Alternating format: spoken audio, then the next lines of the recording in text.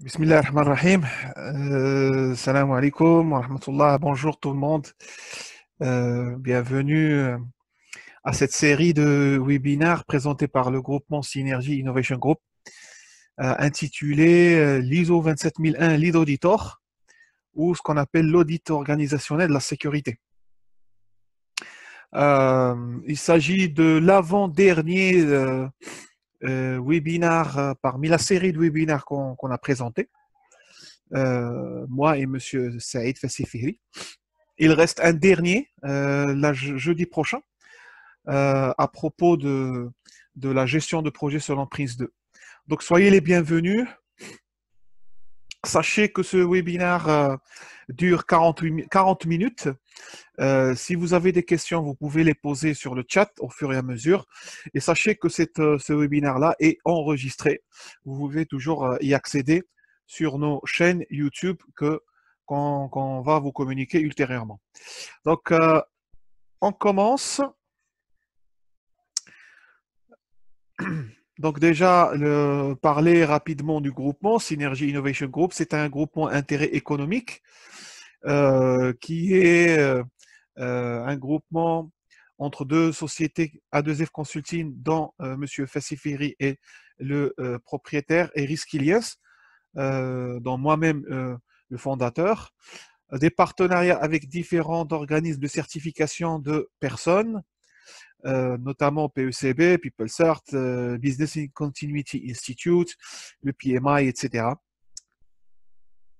Notre chaîne de valeur, elle couvre aussi bien la formation, mais aussi l'audit. L'audit par rapport à la sécurité de l'info, par rapport à la continuité d'activité, la gestion de projet, la gouvernance en système d'information, le conseil, l'accompagnement pour des certifications ISO, en sécurité, en continuité toujours. Moi-même, c'est Rami Mohamed, 17 ans d'expérience, expert en continuité, sécurité de l'info et management de projet, certifié 27001 et l'ILA 22301. Et l'ILA, CVCI, IBIOS, 27005 Risk Manager, PMP, Ethical Hacker. Et ça ne se termine pas, toujours pour toujours s'améliorer, toujours apprendre. D'autres certifications sont en cours de préparation. Alors, il s'agit d'un cours Lead Auditor de la norme ISO 27001. Donc, avant que je commence le 27001, l'audit de la sécurité est pareil que l'audit de la qualité 9001 ou de l'environnement, santé, sécurité au travail. Tous les systèmes de management sont audités avec la norme 19011. La norme 19011, c'est elle qui explique la manière avec laquelle les systèmes de management sont audités. Donc, vous avez avant l'audit, il faut déjà vous avez mis déjà en œuvre votre SMSI, vous avez passé votre revue de direction, votre audit interne, vous choisissez votre organisme de certification. Il y en a plusieurs dans le marché, comme vous savez, donc Bureau Veritas, Vigicert, vous avez PECB aussi, qui certifie aussi les systèmes de management. PECB certifie bien aussi bien les personnes que les systèmes de management, donc les deux. Entre autres, CertiTrust, DNV, SGS, TUV, c'est des organismes de certification. Une fois choisi, vous pouvez opter pour un pré-audit. C'est optionnel, mais ça ne remplace pas l'audit interne qui est exigé par la norme. Vous avez ensuite un match amical, moi ce que j'appelle le match amical, audit étape 1. Étape 1 de l'audit, c'est un audit, où on va voir, on va constater est-ce que la société, est-ce que l'organisation, elle est prête pour la certification ou pas. Majoritairement, c'est un audit documentaire, d'accord, qui se fait généralement à distance. Puis vous avez le vrai match, hein, l'audit étape 2, l'audit sur site. Et puis, chaque année, il y aura ce qu'on appelle des audits de surveillance. Il se peut qu'il y ait des audits de suivi, hein.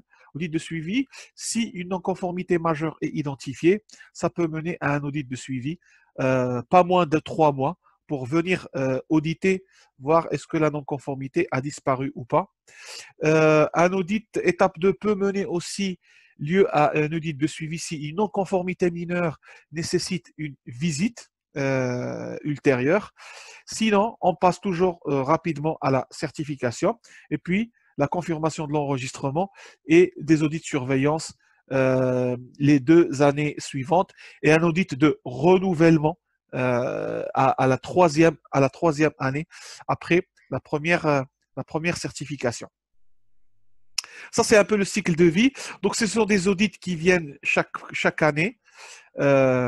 Et attention, même s'il s'agit d'un audit de surveillance, si j'identifie une non-conformité majeure, vous risquez de perdre la certification. C'est la même règle par rapport aux différents systèmes de management, qu'ils soient de la sécurité, continuité, qualité, environnement, c'est la même chose. D'ailleurs, si vous êtes déjà auditeur, bah, je ne vous recommande pas de faire la formation 27001 Lead Auditor, mais je vous recommanderais de faire la formation 27001 Lead Implementer. Donc, il faut que vous maîtrisiez la norme, votre critère d'audit, la norme avant que vous partiez l'auditer. Donc, si vous êtes déjà lead auditor ou vous avez déjà suivi des formations avec d'autres organismes, notamment l'IRCA ou autres, il vaut mieux, si vous voulez auditer la norme 27001, partez voir comment cette norme doit être implémentée, comprendre les clauses de la norme, les exigences, l'annexe A, les 114 mesures de la 27002, que de faire une 27001 lead auditor. D'accord? Si vous n'êtes pas auditeur du tout, vous êtes auditeur technique. Il y a pas mal de fois où on anime des formations où il y a des profils techniques. Ils font des audits pentest, des audits de configuration, des audits d'architecture, des audits de code source. Ils veulent un peu élargir le spectre, élargir le périmètre d'audit, toucher la partie organisationnelle. Ils vont faire cette formation-là, 27001 lead auditor, par exemple. Voici les organismes de certification. Il y a des organismes qui certifient les personnes, tels que PECB, tels que l'IRCA, des organismes qui certifient les organisations, tels que DNV, Bureau Veritas, PECB, SGS. Et vous avez des organismes d'accréditation qui, elles, vont accréditer ces organismes-là pour qu'ils puissent auditer et personnes et organisations. D'accord? Donc, moi, comme auditeur, j'ai bossé avec DNV, j'ai bossé pour Lloyd's and Register et actuellement auditeur avec Vigicert pour les audits en sécurité de l'information en se basant sur la ISO 27001. Donc, les autorités d'accréditation, vous avez l'UCAS en UK, vous avez la COFRAC en France. Donc, c'est-à-dire la COFRAC accrédite Bureau Veritas pour qu'il puisse certifier les organismes. D'accord? La COFRAC peut accréditer aussi PECB pour certifier les personnes. En PECB, je pense qu'ils sont accrédités par l'IAS aux États-Unis pour qu'ils puissent délivrer ces certificats pour des personnes physiques. D'accord? Et si vous voulez devenir auditeur, il faut passer déjà par une formation lead auditor et puis être sollicité par des organismes de certification. Donc, en cumulant, bien évidemment, des heures d'audit.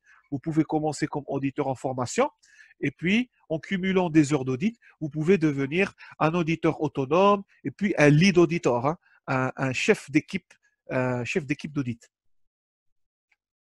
Alors, la 27 000, bon, si vous voulez, vous pouvez revenir au replay, aux vidéos de l'ISO 27001 Lead Implementer, où j'ai expliqué la norme 27001 et la famille 27 000 en gros. Donc, ça, c'est le même schéma que je vais présenter. Vous pouvez toujours revenir au replay au niveau de nos chaînes YouTube. Vous avez le vocabulaire, les exigences. On ne se certifie que 27001 ou 27006. Donc, les organismes se certifient 27001. Les exigences par rapport aux organismes que vont vous certifier, par exemple Bureau Veritas, Vigicert ou autres, ils peuvent se faire certifier 27006. D'accord? Les autres, ce sont des clauses sous forme de guide et non pas et non pas des normes qui donnent lieu à des certifications. D'accord? La sécurité de l'info, c'est détermine quelles informations doivent être protégées, la raison pour laquelle elles doivent être protégées, comment la protéger et de quoi il faut les protéger. En protégeant l'organisme contre les menaces et les vulnérabilités, la sécurité de l'information réduit les risques et l'impact sur ses actifs. D'accord? Ça, c'est la sécurité de l'info. Moi, je peux résumer. C'est la sécurité, c'est garantir la triade, la confidentialité, l'intégrité, la disponibilité en gros. Et c'est quoi un audit? Selon la ISO 19011, auditer, c'est tout simplement demander à l'audité ce qu'il fait et vérifier s'il le fait. D'accord? En se basant sur les preuves, en se basant sur une analyse de risque, vous allez mener votre audit pour voir ce qui est fait. Il y a une preuve derrière et à partir de tout ce qui est documenté, toutes les preuves, on voit que il y a tout ce qui est écrit, c'est fait, et tout ce qui s'est fait, c'est écrit quelque part. Donc c'est à peu près ça, en se basant sur les preuves. Les types d'audits, vous avez les audits qui sont externes, des audits qui sont internes. Ce qu'on appelle audit première partie, c'est les audits internes. Notre organisme audite ses propres systèmes, d'accord? Ça, c'est audit première partie. Audit deuxième partie, c'est notre client qui audite notre organisme. Voilà. Donc, ou bien notre organisme audite notre fournisseur. Soit on est audité par la maison mère, si on est une filiale d'un groupe, par exemple, ou bien un client qui vient nous auditer, ou bien c'est nous qui auditons le fournisseur. C'est ce qu'on appelle les audits deuxième partie. Third party audit ou audit troisième partie, c'est un organisme. Notre organisme est audité par un organisme indépendant, hein, tel que j'ai cité DNV, Vigicert, SGS, TUV, etc., etc. D'accord? Quelques principes d'audit, bien sûr, la déontologie, l'éthique, la restitution impartiale. L'impartialité, c'est quelque chose de vital par rapport à l'audit. Euh, il ne faut pas que vous soyez impliqué dans la mise en place du SMSI ou dans la mise en place du système de management. D'accord?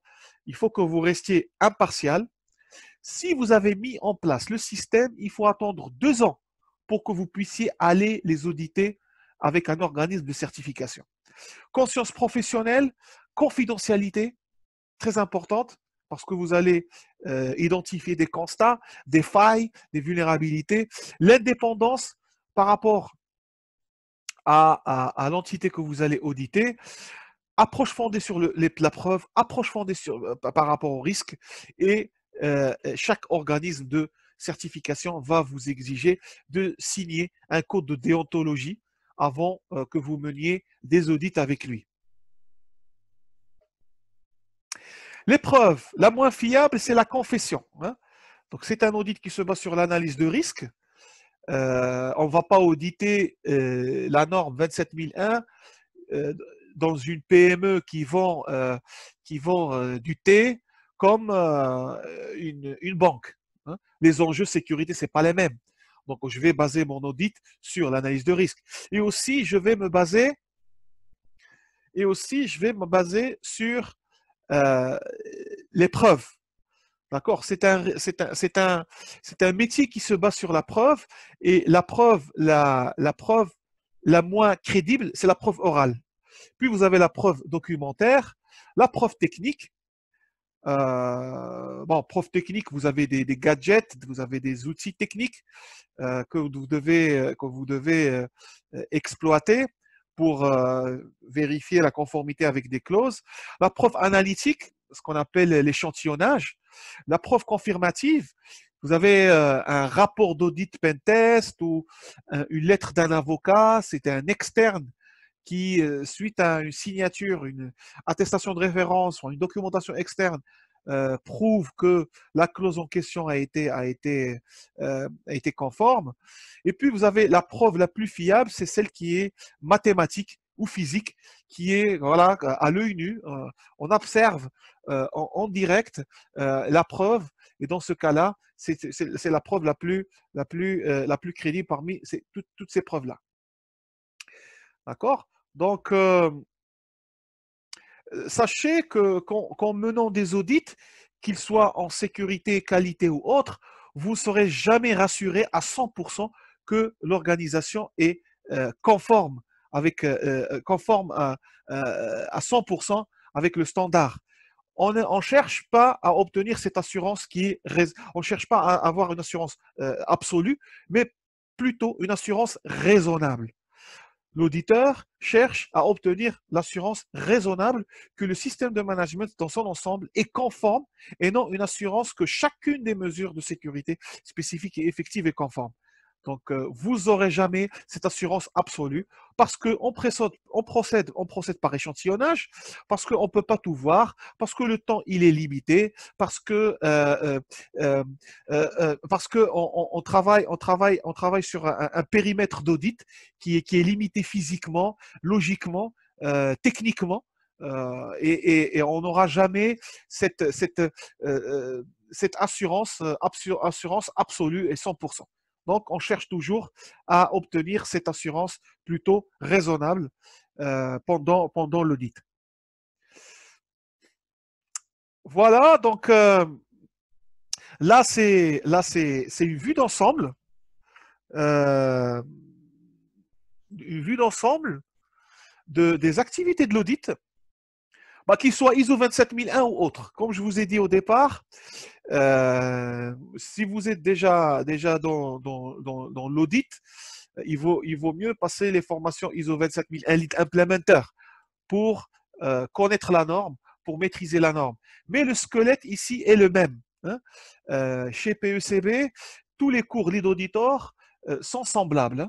Hein. C'est une formation sur 4 jours et demi. Les 4 premiers jours, c'est du contenu. Demi-journée, on fait examen blanc.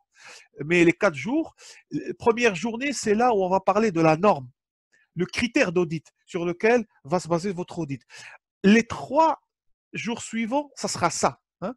Cette maisonnette que vous êtes en train de voir, ce sont les 6 étapes pour gérer le programme d'audit, depuis le déclenchement de l'audit jusqu'au audit de surveillance, audit de renouvellement. Le squelette, il est le même, que je prends la norme 9001, 14000, 50 000, 22 301, c'est le même cours. D'ailleurs, je ne vous recommande pas, si vous êtes déjà certifié ISO 9001 Lead Auditor ou ISO 27001 Lead Auditor, de faire des formations Lead Auditor. PECB vous donne l'équivalence.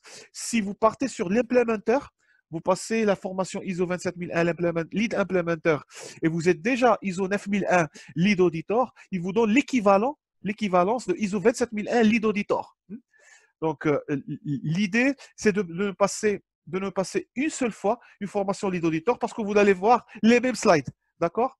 Il n'y a que le premier jour qui diffère. On va parler de la norme rapidement. On va faire un cours Lead Implementer zippé, résumé en une journée, la première journée. Donc, le reste, c'est ça. C'est ce que vous êtes en train de voir en face. Il y a un déclenchement de l'audit où il faut nommer un responsable d'audit.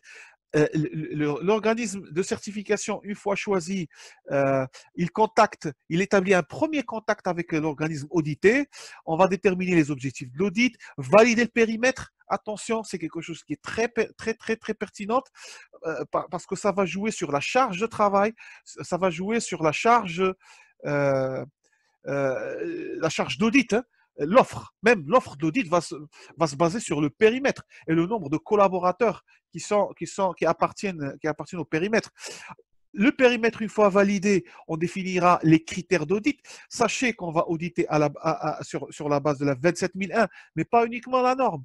Vous avez toutes les lois, la réglementation, les exigences clients, tout ça fait partie des critères d'audit. C'est le référentiel d'audit. C'est-à-dire, moi, je fais mon audit par rapport à quoi? C'est ce qu'on appelle les critères d'audit.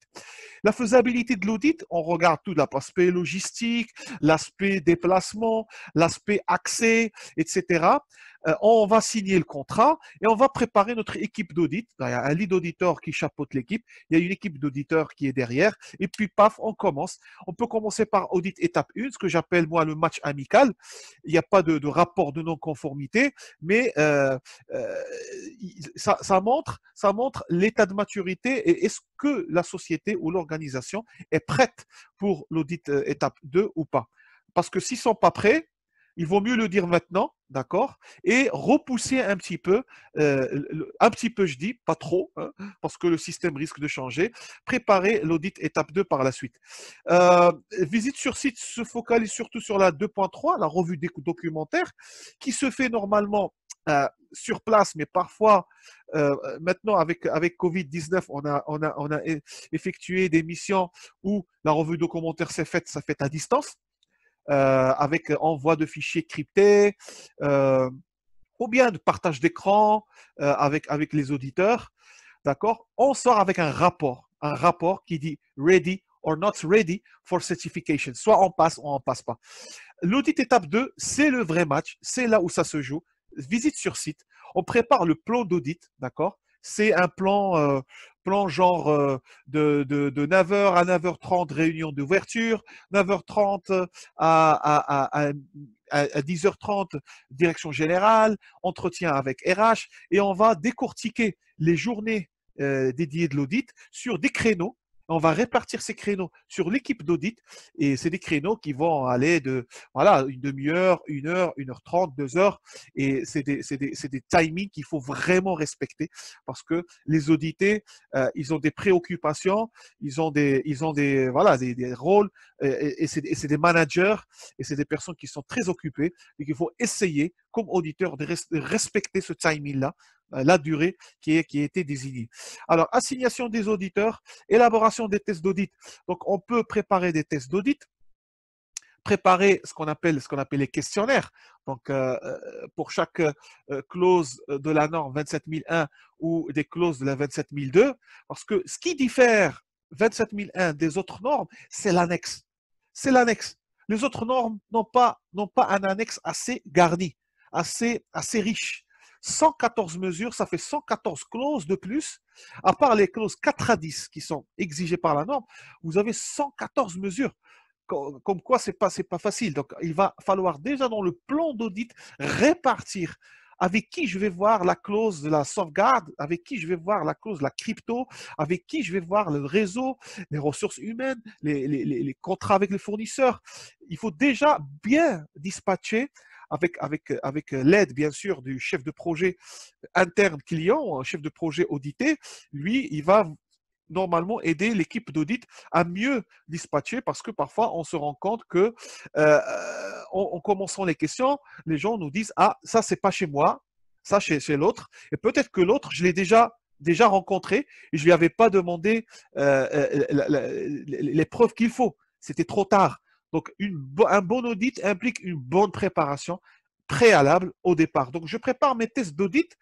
Quelles sont les questions, quelles sont les preuves que je vais demander, à savoir, comme dit, preuve documentaire, les documents qui donc relatifs à la clause, les preuves physiques relatives à la clause, les preuves techniques, mathématiques, analytiques, etc., etc. Parfois, on n'a pas tous les types pour une clause donnée. Parfois, on a des clauses où tu ne peux pas trouver des preuves physiques. Il n'y a que de la preuve documentaire, d'accord. Ou bien tu ne peux pas avoir de la documentation, tu pourras avoir que de la preuve physique ou analytique ou confirmative. Vous préparez vos tests d'audit. Je pense que les cours, la formation, c'est théorique. Mais en menant des audits après audit, vous allez commencer à vous libérer des checklists et des questions et des feuilles. Vous allez vous habituer aux questions. Vous allez même pouvoir apprendre par cœur les clauses et leur exigence, les exigences et le texte. Au fur et à mesure que vous auditez sur une norme, vous commencez à la maîtriser. Vous n'aurez pas à un certain moment, avec l'habitude, avec la maîtrise, vous n'aurez pas à chaque fois à mettre votre checklist en face de vous. D'accord. Vous récupérez, vous récupérez quelques documents de travail concernant l'audit, la liste de présence, le brouillon sur lequel vous allez bosser, l'organisme de certification. L'organisme de certification s'occupe de tout ça. Euh, Ça, c'est tout ce qui est préparatif à l'audit. Étape 2, on commence l'étape 2 par la réunion d'ouverture. C'est une réunion qui a un ordre du jour bien précis. D'accord. C'est décrit dans les clauses de la 19011, la norme de l'audit, pour comment mener les audits. Vous commencez vos entretiens. Alors, l'entretien, c'est un art. Hein. C'est l'expérience, c'est les audits, mener des entretiens avec des profils différents. Il y a des jeunes, il y a des moins jeunes, il y a des personnes qui sont trop carrées, il y a d'autres qui sont trop à la défensive, qui veulent pas tout vous dire, d'autres qui veulent cacher, d'autres qui sont trop sincères, d'autres. Et là, il faut jouer le jeu. Donc, pour vous, toujours, vous chercherez jamais l'assurance absolue, mais vous essayez d'obtenir cette assurance raisonnable, comme quoi vous êtes conforme avec les clauses de la norme en question. Cette fois-ci, c'est la 27001. Donc, les entretiens, la prise de notes très importante, la prise de notes. La prise de notes, il y a des personnes qui ont, il y a peut-être, vous pouvez utiliser votre tablette, mais bon, moi, je suis beaucoup plus à l'aise avec mon calepin et stylo. Il faut essayer de restituer aussi les choses, ne pas laisser à la dernière minute, à la dernière journée, avant la réunion de clôture, mais essayer de restituer. On a l'expérience avec les équipes d'audit de restituer les points de la journée le soir, avant qu'on oublie. Il y a même parfois des écritures que j'ai moi-même tapées sur mon brouillon que j'arrive pas à reconnaître. C'est écrit rapido, c'est écrit rapide avec le fluorescent, les symboles, etc. On n'arrive pas à reconnaître même notre propre écriture. La bonne pratique, c'est de dire que j'essaie de restituer avec mes collègues et essayer de mettre de taper sur le fichier Word, commencer le rapport version bêta et mettre déjà les idées surtout si le périmètre est grand. Hein. Il y a parfois des entités qui sont assez volumineuses, des entités qui ont pas mal d'informations, pas mal d'entités, pas mal de personnes qu'on rencontre, on risque d'oublier. Un audit qui peut durer 2 semaines et demie, etc., etc. Vous avez ce risque-là. Donc, essayons de restituer dans la même journée. Comme ça faciliterait la consolidation. Ça faciliterait même la tâche pour le lead auditor qui est censé consolider la suite. Les constats, ça dépend des organismes de certification, mais les plus connus, c'est les non-conformités majeures.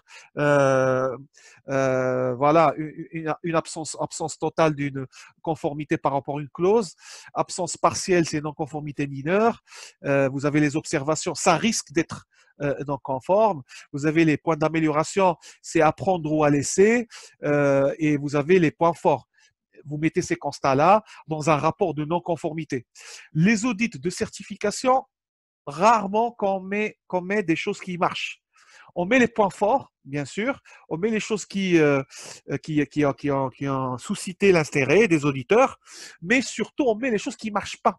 C'est un rapport de non-conformité. C'est des non-conformités, c'est des observations, c'est des points d'amélioration. À part ça, tout marche. Ce qui marche pas, c'est ce qui est dans le rapport. C'est pas comme, voilà, on va pas jeter des fleurs dans ces rapports-là. On va beaucoup plus insister sur les points sur lesquels il faut travailler l'année courante pour que l'année prochaine, les choses s'améliorent de mieux en mieux. Revue de la qualité, c'est entre auditeurs. Les auditeurs, ils vont s'auto-contrôler entre eux. Parfois, on fait du contrôle croisé. Moi, je peux contrôler le rapport de mon collègue. Lui, il contrôle mon rapport à moi. On essaiera de se mettre d'accord, sur les constats. C'est pas évident. Hein. Parfois, l'audit, c'est pas cartésien. Hein. C'est pas blanc ou noir. Parfois c'est clair. Parfois, il y a une nuance. Est-ce non-conformité mineure ou observation? Est-ce que je laisse. Non-conformité majeure? Il faut avoir des preuves très, très solides pour pouvoir les défendre, hein. Les clients n'accepteront jamais, jamais, jamais des non-conformités majeures, parce que non-conformité majeure, ça veut dire une non-certification, d'accord? Il vous faut 3 mois minimum pour la corriger, et pour défendre une non-conformité majeure, là, il vous faut la vraie preuve. Une preuve fondée, défendée, hein. Et sinon, le reste, ça se joue entre NC mineur, NC mineur, observation, euh, et tout le reste, les points d'amélioration, etc. Donc, il y a cette revue, on prépare les conclusions à la phase 5, on discute des conclusions. Il ne faut pas tout laisser à la réunion de clôture. On invite le client, on s'assoit avec lui, on lui dit, écoutez, monsieur, là, vous avez 3 non-conformités mineures. Il faut le convaincre, il faut essayer de travailler avec lui, il faut qu'il soit aussi au courant que voilà, c'est des écarts par rapport à une clause, c'est des écarts par rapport à 2 clauses, etc., etc. On fait la réunion de clôture. C'est un point qui est plutôt administratif, avec un ordre du jour bien précis dans la norme ISO 19011. On n'a pas à discuter ou à encore reparler sur ah, c'est pas non-conformité mineure, ah, vous m'aviez dit ceci, vous avez écrit cela. C'est fini. La réunion de clôture, c'est beaucoup plus du formalisme. On va projeter les points. On va soit recommander à la certification sans visite préalable, avec visite préalable, ou bien une non-recommandation à la certification. Sachez que les auditeurs, c'est pas eux qui délivrent le certificat, mais leur rapport, il est communiqué à un jury, hein, jury de l'organisme de certification. L'auditeur, l'équipe d'audit n'en fait pas partie. Donc c'est eux qui prennent la dernière décision. Mais à 80, à 95, 97%, je dirais que le rapport il fait foi, et généralement les gens sont satisfaits après dépôt de plan d'action, hein. Parce que s'il y a des non-conformités mineures, voire même des observations, il va falloir déposer des plans d'action pour chaque non-conformité. Chaque non-conformité, il faut déposer un plan d'action pour dresser ce qu'on appelle la root cause, la cause fondamentale de la non-conformité. Et comme ça, les gens vont s'asseoir sur une table, ils vont discuter, ils vont voir est-ce que le rapport est crédible, il n'y a pas de dysfonctionnement, il n'y a pas d'incohérence. Ouais, l'auditeur, c'est quelqu'un de éthique, il a respecté la déontologie, il a respecté l'impartialité, voilà les principes d'audit qu'on a cités tout à l'heure. Et puis, bof, ok, trop bien, on va décider de vous certifier. Donc, et là, l'organisme reçoit son certificat avec le logo de l'organisme de certification qui peut exploiter pour des fins marketing, hein. On sait bien que les organismes aiment bien disposer de ça pour qu'ils puissent communiquer avec leurs clients, partenaires, etc., etc. Euh, Après, s'il n'y a pas d'audit de suivi, vous avez les activités de surveillance ou les audits de surveillance qui se passent 2 ans après l'audit initial. Et puis, vous avez des audits, un audit de renouvellement, soi-disant, si l'audit initial était à la 0e année, donc l'audit de renouvellement aurait lieu à la 3e année, et ainsi de suite. Ainsi de suite, ça passe de cette manière. La com, c'est tout au long de l'audit. Les gens sont au courant. On communique entre auditeurs, on communique entre auditeurs et audités. On communique parfois pour croiser les constats. On va se contacter entre auditeurs, parfois par SMS. Regarde ceci avec le département lambda, regarde cela avec le département alpha, etc., etc. Donc, ça doit communiquer vraiment, et ça se communique aussi, hein, donc on n'est pas en train de piéger. Au contraire, déjà, l'audit dit dans le doute, ce qu'on appelle le bénéfice du doute, dans le doute, tout est conforme. Si vous n'avez pas des preuves fiables, satisfaisantes fiables et satisfaisantes, vous n'avez pas assez de preuves, c'est conforme, hein. Donc, si vous n'avez pas assez de preuves, jusqu'à preuve du contraire, tout est conforme. On n'est pas ici dans une inspection, on n'est pas ici dans chercher la bête noire, chercher les choses qui ne marchent pas. Au contraire, Bien au contraire, on est ici pour améliorer les systèmes, apporter une valeur ajoutée. Vu que les auditeurs ont peut-être audité des systèmes qui ressemblent, ils peuvent apporter voilà, de l'amélioration. Il faut voir les auditeurs comme des partenaires, pas comme des inspecteurs qui viennent inspecter. D'ailleurs, c'est vous qui vous nous a sollicité. On n'est pas voilà, une entité réglementaire où on vient sans planifier, sans prévenir, sans rien, frapper votre porte et venir vous auditer. Ça, c'est l'esprit de l'audit. C'est de la théorie. Euh, on en fait beaucoup, mais il faut pratiquer. Pratiquer par des audits internes chez vous, pratiquer par des audits à blanc, par des audits de certification. Parfois pour cumuler les heures d'audit, il va falloir faire des audits gratuits peut-être euh, pour apprendre, pour une fois devenir autonome. Euh, ça, c'est ça, c'est en gros, donc la formation Lead Auditor, elle va parcourir la première journée un récap sur la 27001 et les 3 journées d'après, on va parcourir ces 6 phases, une par une, d'accord.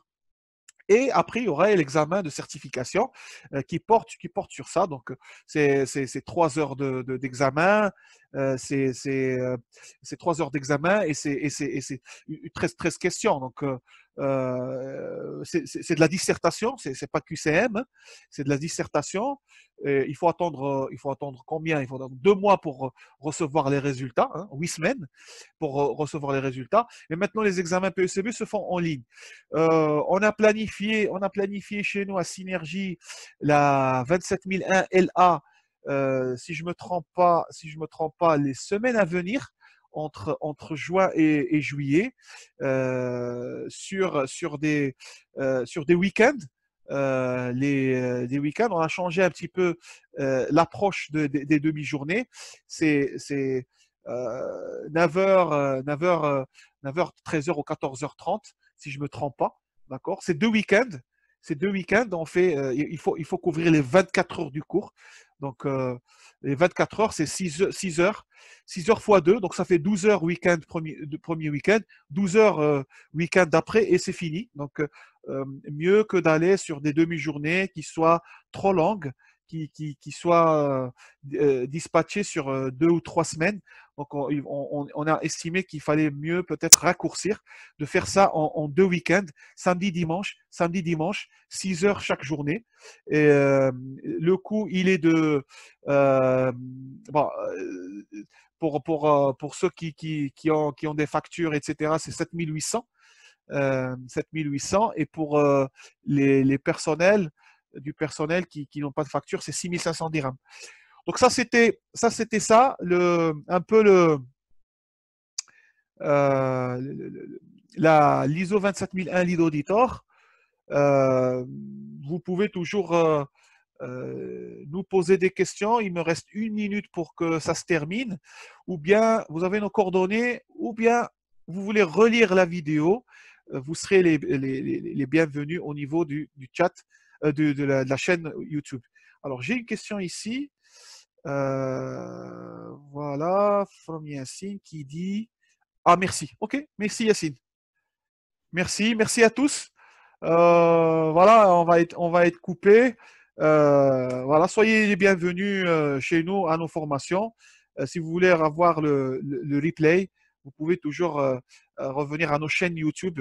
Tout est enregistré là-bas. À une prochaine fois et salam alaikum wa rahmatullah.